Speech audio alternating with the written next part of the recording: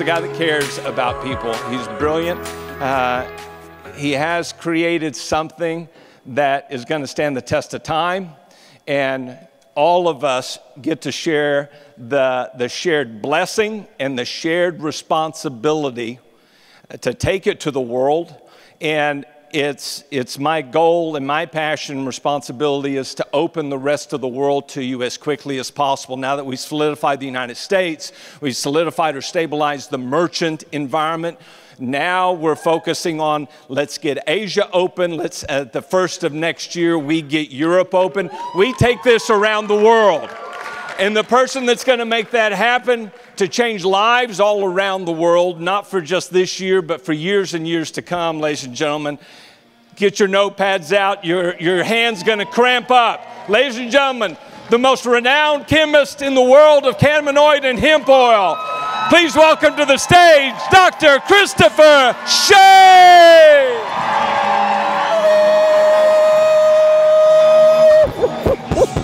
Oh, love you, man. Love you for being here. Love you, man. Oh. Yeah. Woo!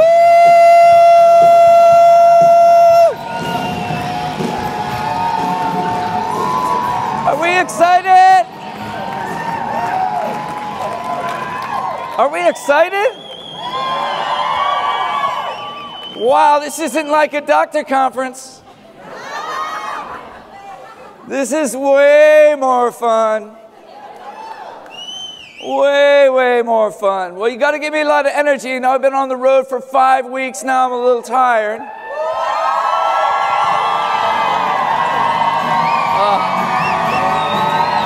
Thank you. Thank you. That's what I needed. That's what I needed. Thank you so much. All right, who wants to change the mind stream of the American public?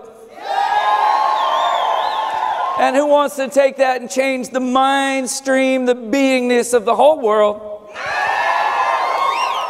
Now, you can't change people's minds, but you can calm them down and make them restful in their skin, and you can give them the space to do that.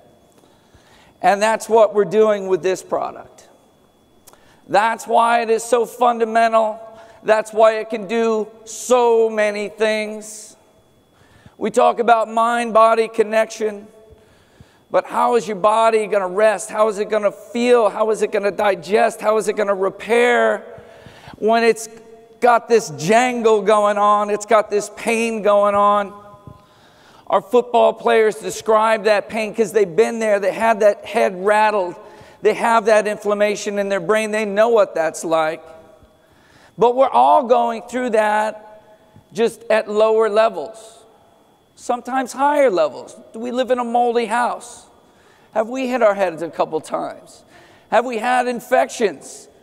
Do we have leaky gut? These are all creating that space where our brain can't rest. This product can help that calm down. And when you calm that down, it cascades through the whole body.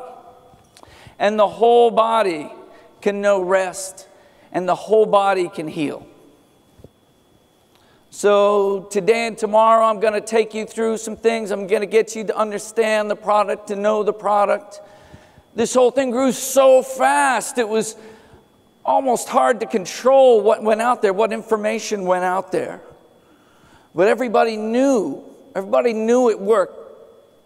They take it, they feel it, it's palpable, the change. But why does it work? So we'll talk more about why it works, what's in the product, why we can say the best hemp-derived phytocannabinoids anywhere.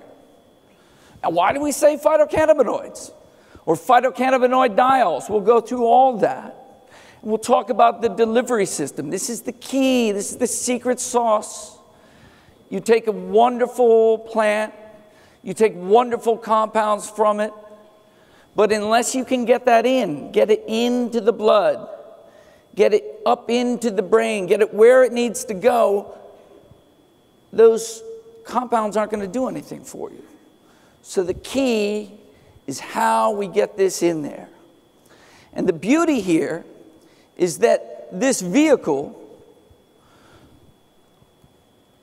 that brings those compounds in is a medicine in itself.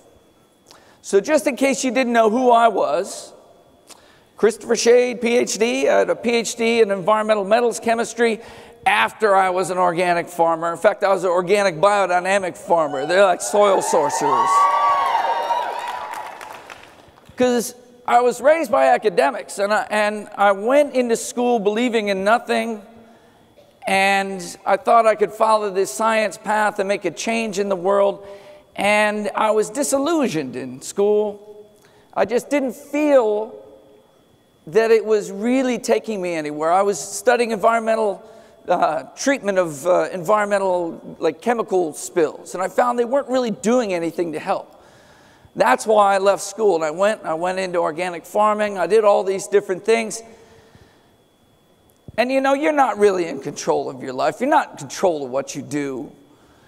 And the world sends you where it's got to send you. So I made my decision to leave. I made my decision to study a holistic environmental health. And then the world made the decision to send me back to school, and I did that, and I got a PhD in metals chemistry. I'm like, why am I doing this? Who knows? Who knows? Just keep doing it. So I did it, and then I patented some testing for mercury in people, and it was super special testing, and so I went out and started a company. You know, why? One of my spiritual teachers said, you're going to go to Boulder, you're going to start this company. I said, what? What are you talking about? I'm not going to do that. And so I put my resume out everywhere, and nothing happened. And I went to Boulder, and I started this company. And so I'm testing mercury in the environment, and I'm like, what am I doing? And then I was like, oh my God, it's all in me. I got all these amalgams, and I start testing people. I'm like, oh, here's the problem. We got to clean people up. And to clean people up, I had to get this stuff called glutathione into the body. And yes, who loves glutathione? Oh, I think I know the next product. You hear that, Paul? So to get that into the body, I got onto these things called liposomes, these little spherical vesicles for getting things to diffuse passively right into your body, right from your mouth, your stomach. And that led me down the line to doing CBD. So, why do we love CBD and the phytocannabinoids? What do they do for us? Turns out the biggest class of receptors, so receptors are things on the edge of your cells that respond to things like hormones, neurotransmitters, signalers throughout the body. And they take cues and they turn these into proteins, and they organize the biochemistry around the things that are hitting the receptors. So you have hormones, you have testosterone, you have estrogen, and you have receptors for those. So there's a lot of different chemicals you make and a lot of different receptors. The biggest class of receptors in the whole body are cannabinoid receptors. Why? Is it because we smoke pot since the beginning of time? I hear a lot of yeses there, but it's not really the answer. The answer is the endocannabinoid system. We make cannabinoids inside our body, and these are neuroendoimmune modulators. They modulate the way we make hormones, the way we run our immune system, and the way we run neurotransmitters in the brain. And they're dominantly in the brain, the central nervous system, and in the periphery on the immune cells. They're super, super important, and they exist in everything above an insect. So all higher life forms, their dominant receptor set for modulating neuroendoimmune are cannabinoid receptors. We make these. So the dominant ones are CB1, which is in the central nervous system. And there's CB2, which is in the immune cells. The CB2 is the one we're mostly working with here, because it's controlling inflammatory processes. To give you an idea, the central nervous system, if you were to take THC, THC is going to go in and it's going to strike the CB1 receptors in the central nervous system and cause the psychotropic effects. I didn't say that. Now, if you have CBD in there too, the THC is going to be split in its roles, and it's also going to address the CB2 receptors.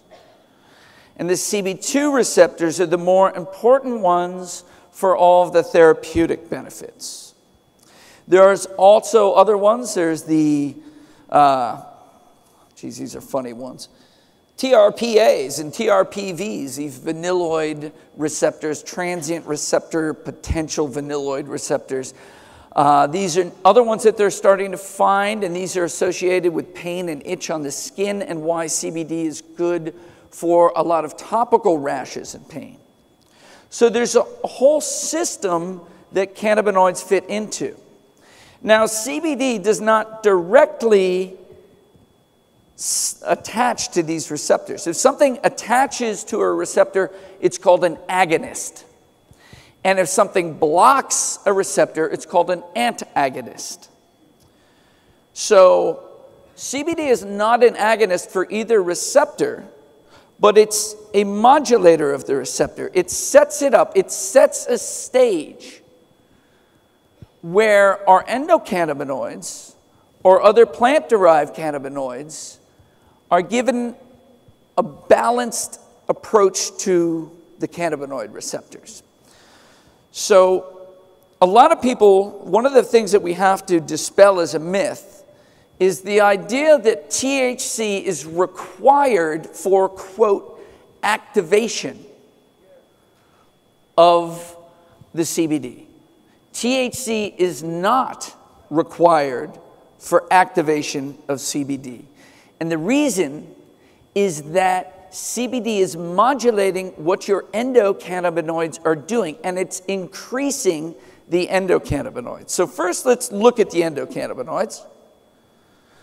The first one is anandamide. Who knows what the word ananda means? I love you guys. You know how many doctors know what ananda means? Or if we're in Santa Monica, maybe they know, but you know, in Missouri, they don't. So ananda means bliss, and this is the bliss molecule. It was first identified by the great Raphael Mechoulam. Now, if you guys, there's a couple of things I'm going to give you along the way. Like if you guys are going to be good cannabinoid salespeople, you have to know a couple of things, and you must know that man's name, Raphael Mechoulam. It's St. John the Baptist of cannabinoids. He's at Hebrew University. They identified this in 1992, and it goes after both CB1 and CB2. It's found in chocolate. It's thought to be the reason why people really like chocolate and why it makes you feel better. You're stressed out, you eat chocolate, you get a little blissamide there. It is also produced in the body during meditation. Any of the meditations that produce a blissful state, which is all of them if you're doing them right, are helping you produce anandamide. And this is also part of the runner's high effect. So that's our first one. And then there's this other one, 2-arachidonyl glycerol, which we call 2AG for short. There's even higher levels in the central nervous system than the anandamide, and very high levels in breast milk. It's part of why those babies sleep so peacefully. It is also both a CB1 and CB2 receptor agonist. For a while, they were trying to figure out, is it a neurotransmitter? Is it a neurosignaler? But then they found it's a cannabinoid, and it's working with this cannabinoid system, neuroendoimmune. Neurotransmitter, endo is your hormone system, and immune, your immune system. So you'll hear people say CBD increases endocannabinoid tone. Now, what does endocannabinoid tone mean? All right, so sorry I don't have a laser here, but over on the left, you'll see about in the middle 2-AG. That's 2-arachidonoglycerol, the one in the breast milk. CBD stimulates the production of 2-AG. So it's making you make more 2-AG. Then you have anandamide. Anandamide is produced, and like all neurotransmitters, it's produced and also decays. It breaks down. And CBD blocks FAAH, the enzyme that breaks down anandamide. So it's causing a synthesis of 2-AG and a pooling up of the anandamide inside the synapses. This is increasing your endocannabinoids. This is a big part of why you take CBD and feel it so quickly. You pool up your own cannabinoids. And these cannabinoids are very specific for the CB1 and CB2 targets. This is why you don't need CBD to you don't need THC to activate CBD. Now, that doesn't mean that we don't want a pool of different phytocannabinoids, and we'll talk about what are the phytocannabinoid diols listed on there. It's good to have a number of different cannabinoids, a number of different terpenes together in the mix, but you do not need the THC. So think of CBD as, oh my God, look at that, I got a laser.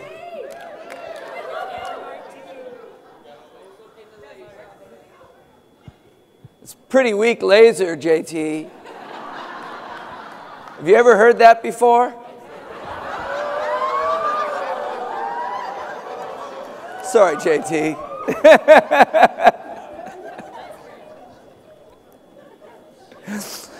All right, so CBD is setting the stage.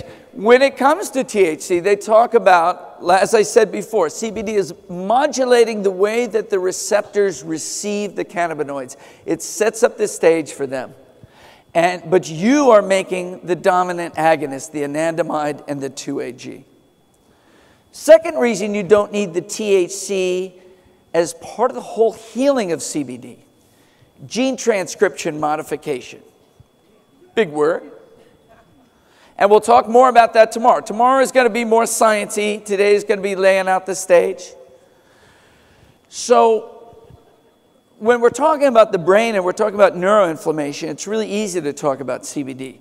Tomorrow, in fact, on the next slide, we talk about neuroinflammation there, brain on fire.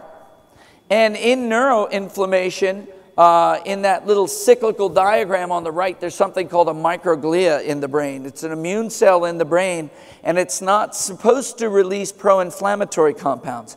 But certain things signal it to do that. And then on the right is a neuron, the nerve cell in the brain. And the microglia attacks the nerve cell with pro-inflammatory compounds, and then the nerve cell fights back. Even though these guys are on the same team, they start a little war with each other. And that induces neuroinflammation. Now, CBD is able to change the way we create things in our brain. So when we talk about genes, genes are just potentials. Genes are information that we have to make things. It doesn't mean that we will or will not make them. Certain cues modulate what things we're making at what times. And CBD goes into the brain and it turns up a number of genes that are beneficial genes, including genes that make glutathione. Who loves glutathione? Woo! And superoxide dismutase. Who loves superoxide dismutase? And we can start getting more and more esoteric with the things that we're inducing there. But the glutathione family, all the things that work with it, all come up together. That's antioxidants, detoxification, protein repair. All that goes up. At the same time, it turns down a whole set of genes that are pro-inflammatory. There are many triggers that make us go out of hand in inflammation. And CBD tamps that down, turns up the glutathione system, lowering inflammation in the brain, which is then sealing up the blood-brain barrier. And at the same time, it's modulating those cannabinoid receptors and making more anandamide and 2-arachidonoglycerol. So when I say it sets the stage, it's setting the stage in the way it modulates the receptors and makes them receptive to the endocannabinoids. It's setting the stage in the way that it builds up the pool of endocannabinoids. And it's setting the stage in the way that it turns up the glutathione system and turns down all the inflammatory processes. Can you repeat that to your downline? We'll make a little video. And you just say, listen to this.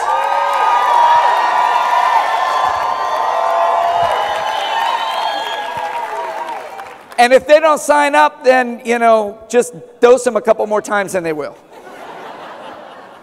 You just got to get past that neuroinflammation they have. Their brain's on fire.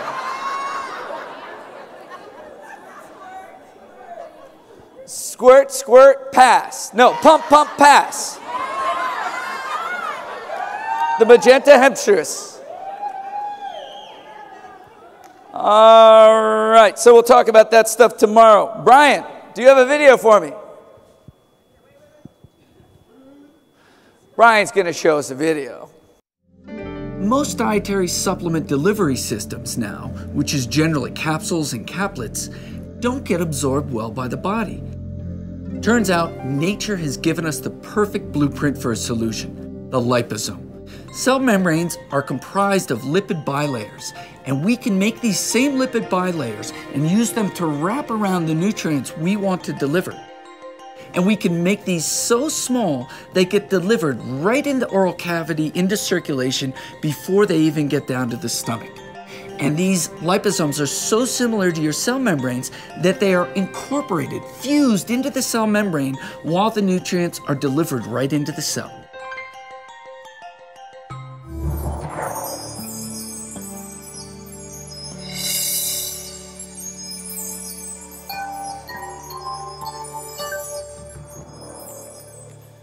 Video's worth 1 billion words. So we'll give you that one too, because it's really good to visualize these. The liposome is a really beautiful thing. It's a little microcell. And it's made out of the same things that your cell membranes are made out of. Your cell membranes are made out of something called a phospholipid. And this is really important. This is one of the beauties of this delivery system. I said in the beginning that the carrier, the vehicle itself, is a medicine. So phospholipids, over there on the left, you see that thing that looks like a walking stick figure. At the top, it's water soluble, and the bottom is fatty. It's fatty acids. It's fat soluble. And they arrange into those bilayer sheets. You remember from chemistry, that's what the cell membrane looks like. Little fatty tails touching each other and the water soluble heads. And when you put that in an aqueous or watery solution, you get that spherical vessel on the right that we call a liposome. And so it's like a little cell, and we can make them small enough that they'll diffuse right through the mucous membranes in your mouth, your esophagus, stomach, upper GI tract, and carry something right into solution. Carry your nutrients right in. You can take what was a limited absorption and increase that. You can increase it many, many folds sometimes. So when you're looking at something like CBD, if you just take CBD in a raw oil in a capsule and swallow it, you're getting 6 to 10% absorption. You just paid a lot of money for not a lot of absorption. High cost, low absorption compounds are the ideal target for these kind of delivery systems. And we can increase that 5, 6, 7, up to even tenfold, depending upon how good the native GI tract is. And very importantly, we get immediacy. You've all felt the immediacy, haven't you? Boom. Nothing speaks to you like 2 minutes and you're in.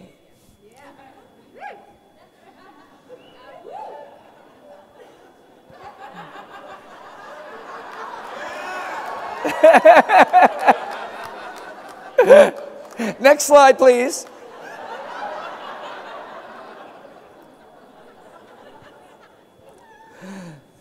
So, turns out that if you didn't even put anything in the liposome and you took the liposomes, they would be incredibly therapeutic. And in fact, we make products that are just tons of phospholipid, because phospholipids making up the cell membranes are a huge deal.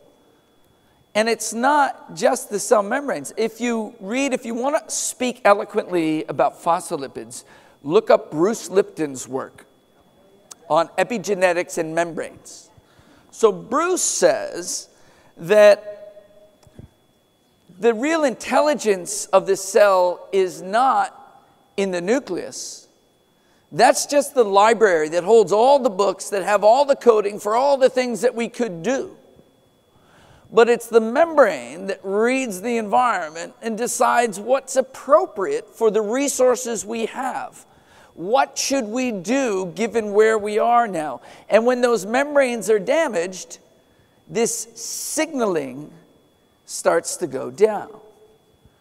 Communication, cell-to-cell communication, and communication inside the cell, having that work right demands healthy cell membranes, which demands healthy phospholipids.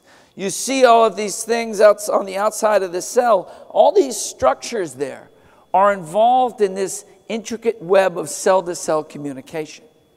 So when you're taking the phospholipids, you're feeding your cell membranes. The phosphatidylcholine in those lipids goes into the membranes. Or in your brain, it can be used to make acetylcholine. But the story on the membrane goes farther than that. What people often miss are the membranous organelles. So if you remember the term organelle. So in my body I have organs, heart, lungs, liver. In the cell I have organelles. And all of the important organelles are made up of membranes. And because the membrane sets a charge difference, there's a separation of charge there, like an electric, it's like a capacitor. And that energy is used to drive enzymatic reactions. Here we have the mitochondria. What do the mitochondria make for us? ATP. God, you guys are good.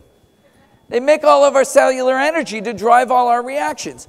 On the left, you have a healthy mitochondria, and in that wound up structure in the middle, that's a membrane. That's a bilayer membrane. And it's housing the electron transport chain that's decomposing your food and bringing it together with oxygen and spitting out ATP. And the green dots coming out of it are ATP, and going off the side is a little bit of red dots, which are free radicals. A healthy amount of free radicals.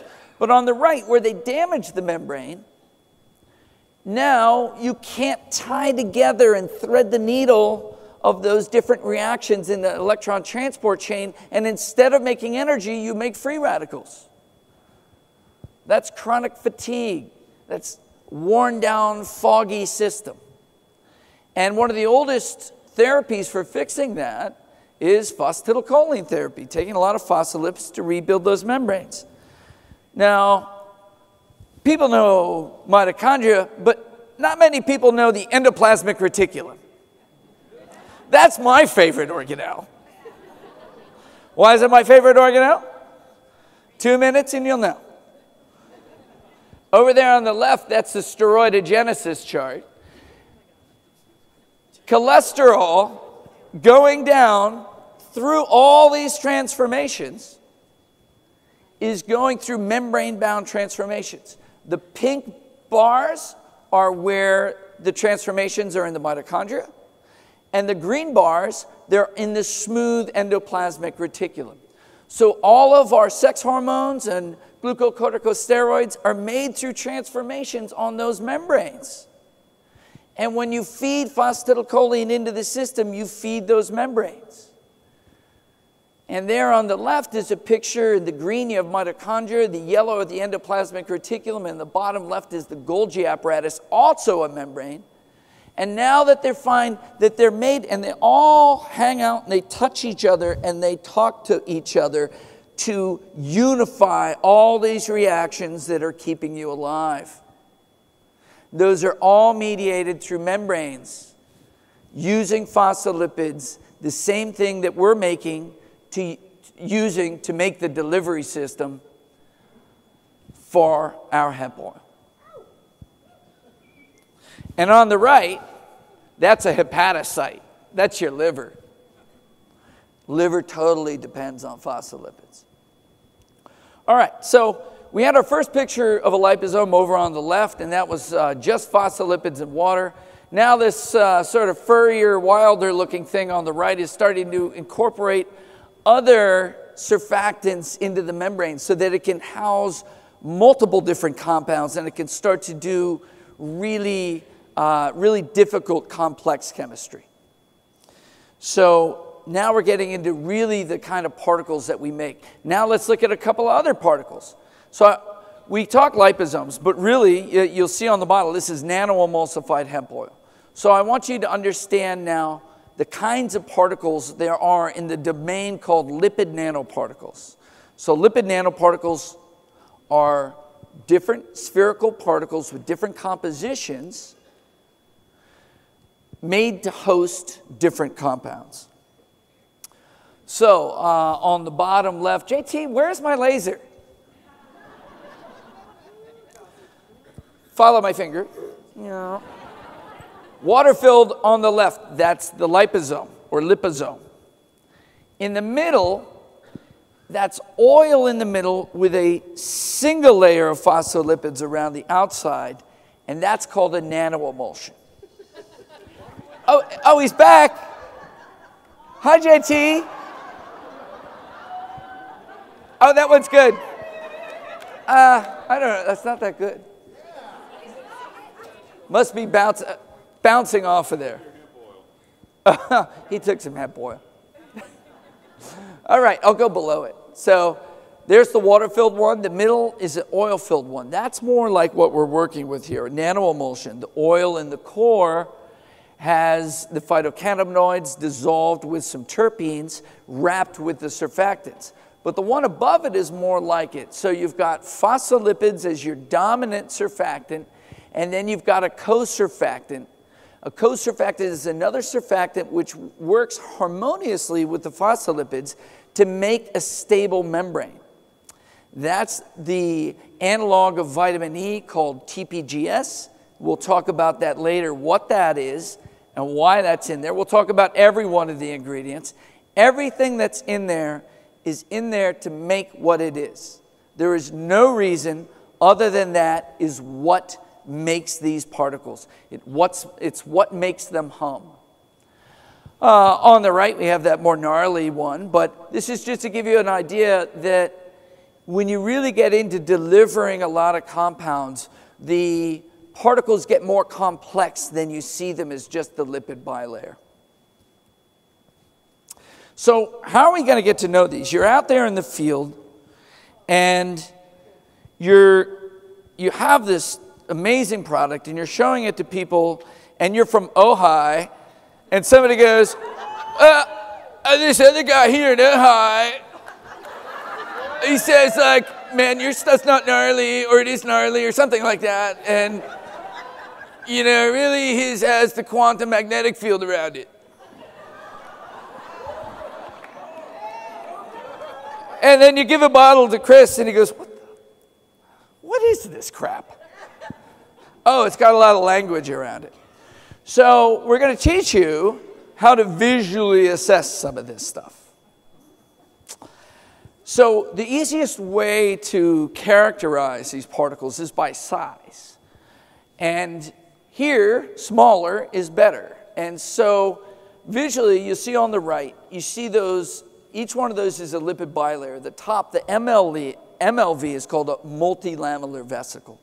So you see a bilayer, and then there'll be a water layer in between, then a bilayer, water layer, bilayer, and then a water core. Down below it is called a large unilamellar vesicle, and then on the bottom, the small unilamellar vesicle. So lamella is a layer. So unilamellar is one layer versus multilamellar, multi-layers. What you guys have is at the bottom, the small unilamellar vesicle. The upper two, the large unilamellar vesicle, those, I said 100 to 300, but those are really 200 to 400 nanometers usually. And they look like milk. You shake them up, and they look like milk. They're white like milk.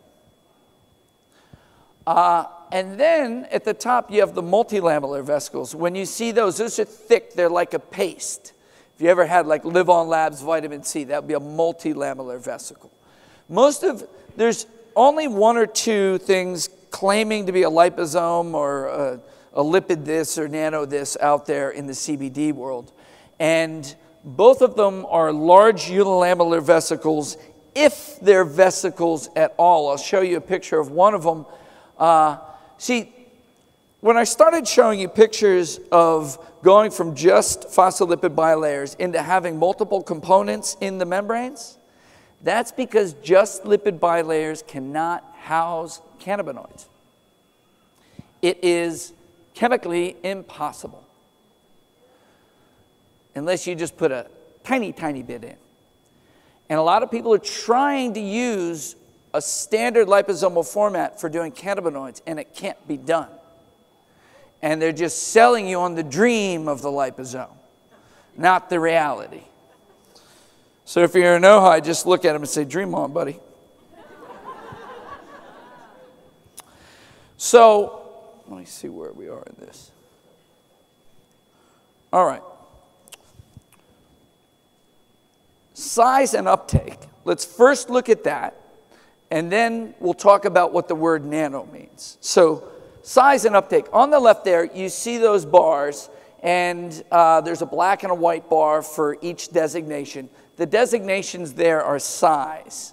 This was a cell uptake study, and they took a fluorescent compound that doesn't get into the cell unless it was in a liposome. And so they have no liposomes, and there's no fluorescence. The size of the bar is how much fluorescence there was, and that's how much got in there. The black bars are a 15-minute incubation, and the white bars are 60. So just look at the black. So the first is no liposome, nothing gets in. The second is 239 nanometers. That's the low end of anything that you'll find on the market in those white liquids. Little bit gets in. Then you go to 168. Then 90, you're starting to get a significant bar. Then 79, 64, and 50. You see how fast that uptake rises as you get down below 100 nanometers? That's what we're looking for. The small unilamellar vesicle between 20 and 100 nanometers. Our products are typically, the hemp oils range between 20 and 50 nanometers, which is, well, the biggest bar there is 50. So it keeps going up as you go below 50. And so we're in the range where you get very rapid uptake. That's the immediacy. All right. Now let's take a little sidebar and talk about nano. So a nanoliposome, a nanoemulsion. Nano is a split word in this world.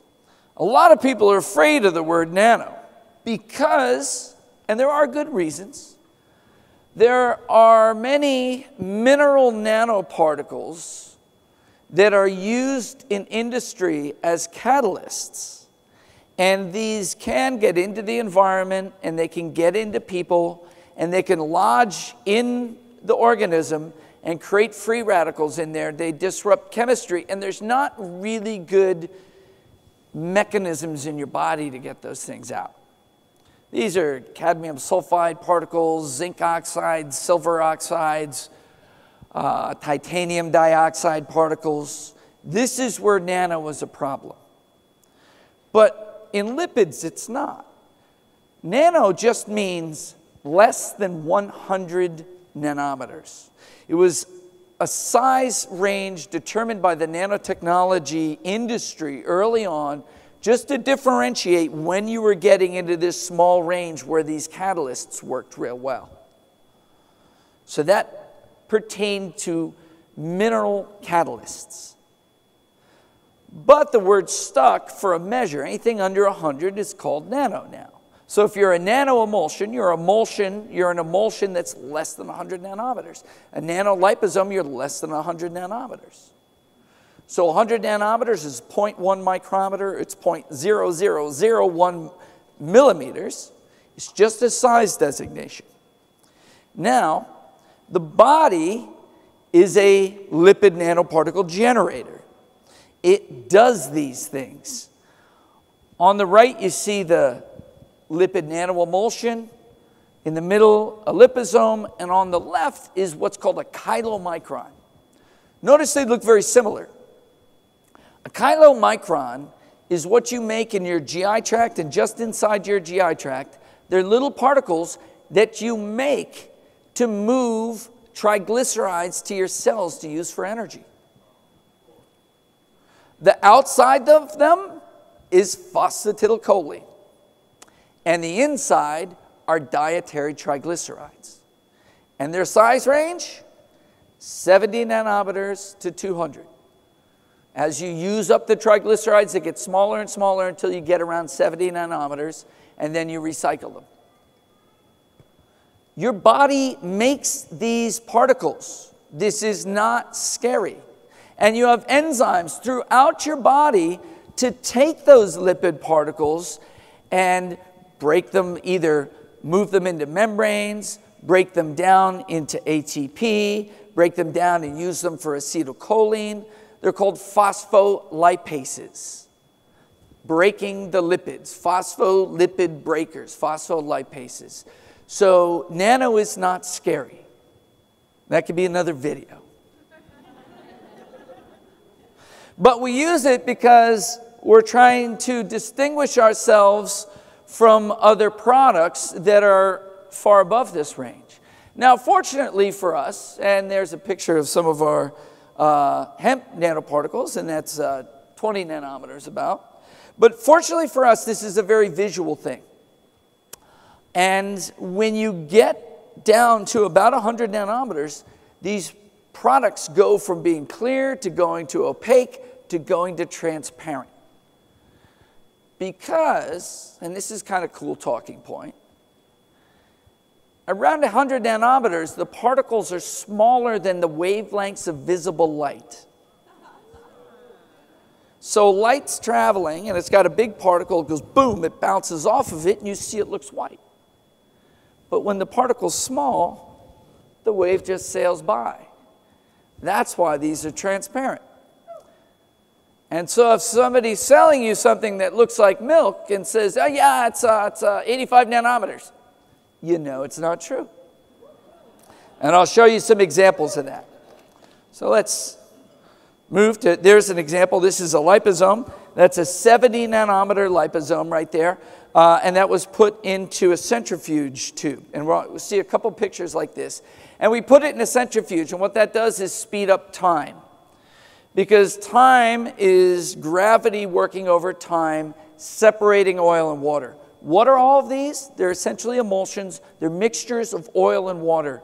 And when we make them right, those mixtures don't separate like oil and water usually does. Oil goes to the top, water goes to the bottom. So here we're making a salad dressing that never comes apart. So we can put it in a centrifuge and see if it's going to come apart. It's one of the ways we evaluate products. So this one has been centrifuged, and you see it's the same from the top to the bottom. It's transparent. And there's the sizing on it. It's 70 nanometers.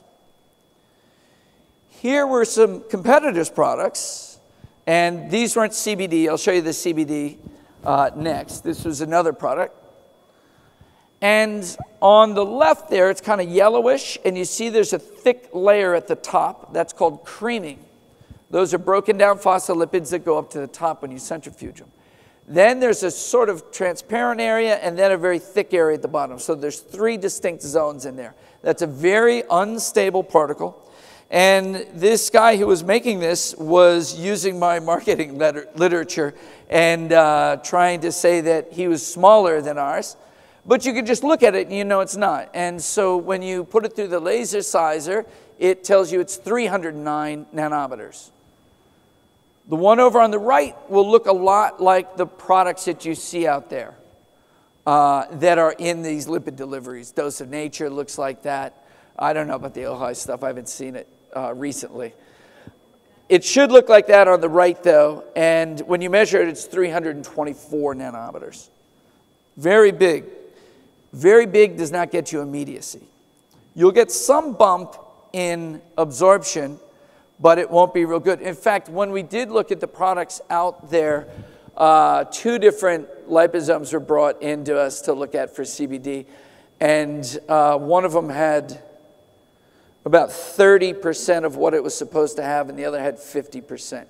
So when you don't make these right, they will often separate, and then when you're bottling them, you'll lose a lot of the CBD. And so I'll show you an example of a product that's not made right. So on the left is the Prime My Body hemp oil, nano-emulsified, totally stable, top to bottom.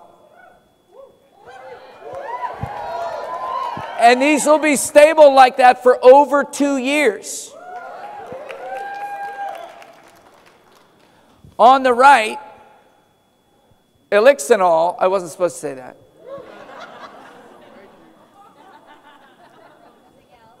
And what they did, because he didn't understand that you can't do this with his liposome system, and it kept falling apart. So they put a whole bunch of xanthan gum in it to make it really thick so it wouldn't separate. Boo. And then you put it in a centrifuge and it splits into 3 distinct levels. Like, you made it so easy for me. Lay up the softball.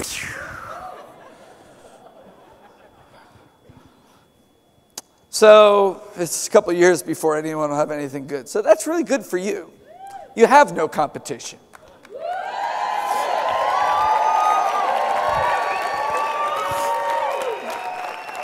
What better could you hear? All right, so how does this stuff work? Does it go in? Of course it goes in. We felt that. But here's some data on it. This is some early data that we got. And we went and measured. We took 10 people and we did 5 time points over the day, dosed them up, took their blood. And that curve at the top came out of it. And then we plotted that against a pharmaceutical curve. And in the bottom curve, they used 10 milligrams. In the top curve, we only used 5. There was a 5.5-fold increase in bioavailability. And that pharmaceutical is already supposed to be a high bioavailability spray. So you can take that one to the bank. You can take it to the brain. So these formats are more expensive than just buying CBD raw, but the reward is this super accelerated bioavailability, the therapeutic nature of the vehicle itself, and that immediacy. When your brain is frazzled or fried and anxious and foggy, you get relief immediately.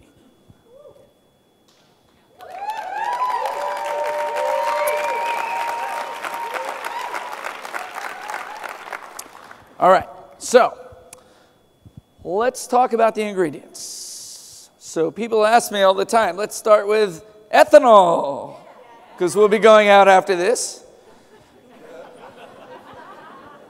So why is the ethanol in there? Because the ethanol has to be in there. That's why the ethanol's in there. The ethanol has several different functions in this. There's a blend of water, glycerin, and ethanol that set up a chemical space where the particles have enough flexibility to be cut down into small sizes, and that they want to stay that way. You're finding when you make these, when you make particles for a lot of different products, each product, each thing in there wants a slightly different particle. It's living in there. It's the house for it. And the particle, to be a certain size, wants an environment around it that's conducive to it becoming that size and staying that size. And the ethanol is a big part of the particle's happiness. Its stability in its size range. It's crucial. You move that down, it doesn't work. You move it up, it doesn't work. Or you have to do it very, very differently. The ethanol also is a big part of the permeation across the mucous membranes. Ethanol and glycerin are both permeation enhancers. They're helping the particles get through the mucous membranes in your mouth and as they go down. Glycerin is doing that too. And thirdly, the combination of the ethanol and the glycerin together does something called lowering the activity of water. This makes it so that the microbes, the bacteria, the fungus, can't grow in it. It makes it self-preserving, so you don't have to add potassium sorbate or other stabilizers like that, preservatives like that. You make it so they can't get water in there. And the second thing that does is it prevents the water from breaking down the molecules in there. There's a very delicate dance between all of these ratios. If you were to come in and watch R&D in our lab, it's a harrowing event. There's like so much at stake, and we're always trying to do the most radical thing. You know, liposomes used to be one-trick ponies. We get one thing in there, vitamin C. Now it's like, all right, I'm trying 30 this week, and they're all totally different. Now we got to make 7 different particles, put them together at the end. They all have to be stable. There's a lot that goes into that. There's a lot of decisions, and they're not based on money, like what's the cheapest ingredient. They're based on making the best product possible.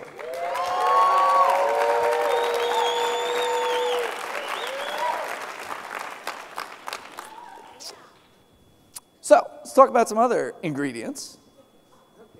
Do we have to? Yes. All right. Orange oil. Why is there orange oil? Ew, it bites. It burns me a little. Oh, I don't like it. Tough one. The orange oil is part of the particle. Remember the particles that have like an oily center? That's actually part of the oily center. It's a great solvent for cannabinoids. And so it's an intimate part. You know, it looks simple, like, oh, there's this oil in the middle and there's a layer of phospholipids around the outside. But it's actually layer after layer after layer after layer of these things organizing according to their natures. Everything in there is important. And limonene is the main component of the orange oil. Limonene, look it up. Just Google limonene or go into PubMed and look at it. They'll talk about it being an NRF2 upregulator. It's turning up all of your antioxidant detoxification genes. They're using it in cancer therapies. It's all over the place. It's a beautiful molecule that has a lot of good effects to it, but for us, it's a physical chemistry effect. And it's also one of the major terpenes found in cannabis and has some synergistic effects with the cannabinoids. The phosphatidylcholine is from sunflower. We used to use soy. Everybody is so afraid of soy, but the grades of phosphatidylcholine that we get are so high. They come into us, raw lecithin is like 15 to 20% phosphatidylcholine and lots of other junk. And if you're looking at soy, raw soy lecithin, yeah, there's other junk in there we don't like. There's estrogen-like compounds, there's soy proteins. But when you get a 95 to 100% PC, there's nothing bad left. It's all pure. I'm just lining you up in case the sunflower phosphatidylcholine supply tanks again.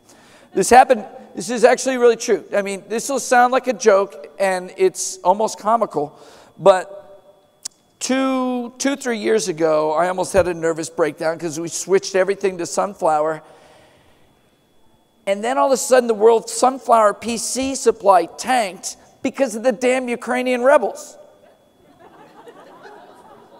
Swear to God, biggest sunflower less than plant in the world, Cargill in Ukraine, they took it over. All of a sudden, I can't get PC.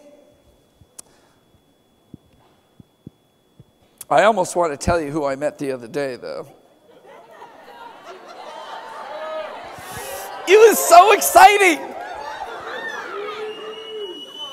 I'm at the bar last week at Institute for Functional Medicine conference, and I start talking to this guy, and lo and behold, he's making PC from hemp seed oil.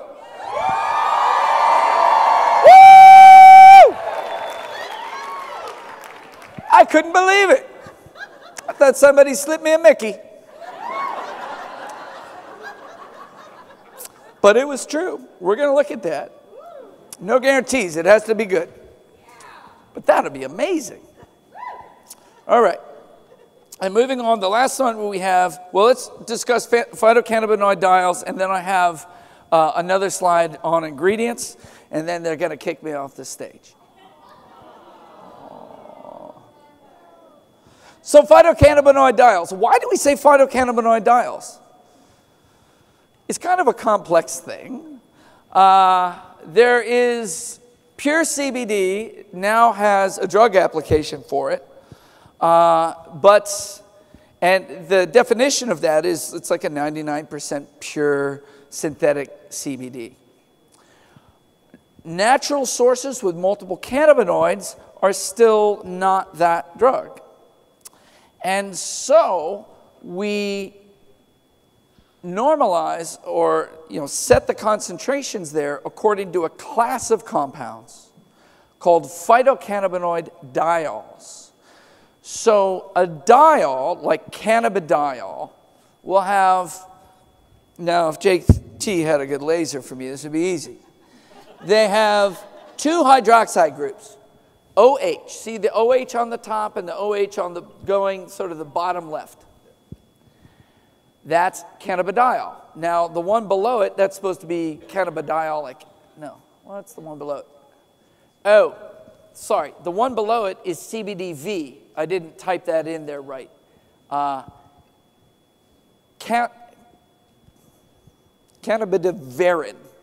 CBDV also is a diol. You see the two hydroxides, but a shorter carbon chain. Then below that is CBDA, which just is an unheated version of CBD. You see the two hydroxides, and then on the side there's a carboxylic acid, there's a OOH. And on the bottom is cannabidiol, they call it the mother of cannabinoids. It's the one that all the others are made from in the plant. And also two hydroxides. So a diol has two hydroxides versus tetrahydrocannabinol has one hydroxide. So those are the diols. And when it says total phytocannabinoid diols, it's the sum of all of those. All right? This is a really nice mix. And it's very rare to find things, especially like the second one. I know it doesn't say CBDV, but that's CBDV. It's a really precious one. And that's at 8%. The CBD is around 90%. CBDA is about 0.5, and CBG is running around 2. Each of these batches varies a little bit, but that's your general outlay, and that's what phytocannabinoid diols are, and that's why we use that term instead of just looking at cannabidiol. Right? And THC content in this product is tested at below 0.002%.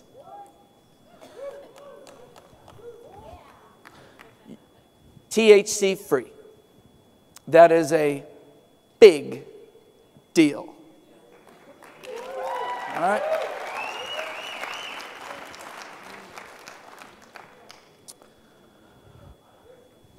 Now, remember, so there's confusion. Is this an oil? Now, yeah, we're calling it hemp oil. We do a lot of things. We call it a liposome. We call it a hemp oil, just for simplicity. But it's not. It's a nano-emulsification of hemp oil.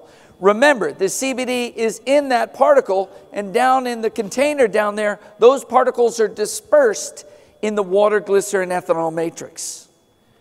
So if somebody asks, well, what percent CBD is your hemp oil?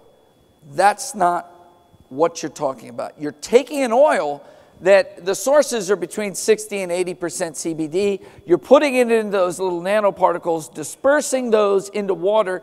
The net final solution is 0.8%. Don't get stuck talking about what percent CBD your product is. That's a non-discussion. It's like putting CBD in MCT and diluting it out. You're just making it, because otherwise you'd be taking this like tiny little bit. You're only, what's your dose? 6, 12, 20 milligrams max. That's a tiny amount. You need it dispersed into something, and we're dispersing it into something that has super high uptake. All right? Now, back to ingredients. And this is a table. These are ratings from the Environmental Working Group. I know it's a little hard to read that. But these are the different ingredients. And the Environmental Working Group is a great group that looks at ingredients and cosmetics and foods and rates them according to their hazards. How toxic is this thing? And it's a 1 to 10 scale, where 1's the best rating and 10 is the worst rating. And so we put, and you're gonna see more liposomes and emulsions come out of cannabinoids, and you want to look at what are the qualities of these things. So at the top is phosphatidylcholine. Phosphatidylcholine, when it's a purified one, like the 90% source that we're using, gets a ranking of 1, the safest there is. And on the right, I have the dollar value. It's very expensive. It's 30 to 40 times more expensive than raw lecithin. Below that, vitamin E TPGS. Now, I come to find that in the vitamin industry, they just call this vitamin E. I used to call it what it was, vitamin E TPGS, tocopherol, polyethylene glycol succinate. Now, people get worried about that because there's polyethylene glycol attached to vitamin E. But as with all things, danger or lack thereof is a matter of quality. Polyethylene glycol, it turns out, is not a problem. What is a problem with things like polysorbates, like polysorbate 80 and 60, and other PEGs like PEG castor oil, pegylated castor oil, the problem with them are the impurities in them. There are things called dioxanes, which are carcinogens in cheap PEGs. Now, TPGS was made for children that lacked bile production. That's called cholestasis. Cholestatic children could not extract vitamin E from food, and they would eventually get incredibly ill from vitamin E deficiency and die. So they made a water-soluble vitamin E so that they could drink that and absorb it in the GI tract. It was already emulsified for them like the bile salts would do. Now they, to restore their status, were taking between 4 and 6 grams of this pure TPGS per day, sometimes for up to 2 years. To have a safety profile worthy of doing this, they had to get the most expensive grades of PEG to do this. And that's why Environmental Working Group rated this ingredient a 1. You cannot do any better. It is clean, clean, clean.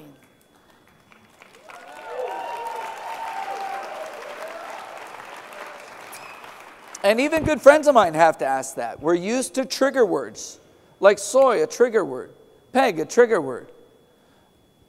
But trust me on the sourcing of all these things. I mean, even you compare that right below that, raw lecithin is a 3 to 4. The pegylated castor oils are 5s and polysorbate a 3. So these ingredients are all highly, highly vetted. And the doctors I hang out with range from guys who work in the Cleveland Clinic to guys who are totally esoteric. And everybody comes to the conclusion that these are the best products possible. So now, what's on everybody's mind out here is, oh my God, he's got quicksilver hemp oil and he's selling it and it's cheaper than mine. What am I going to do? Wasn't that on your mind? Yeah. Well, what did I do? I made you a better product.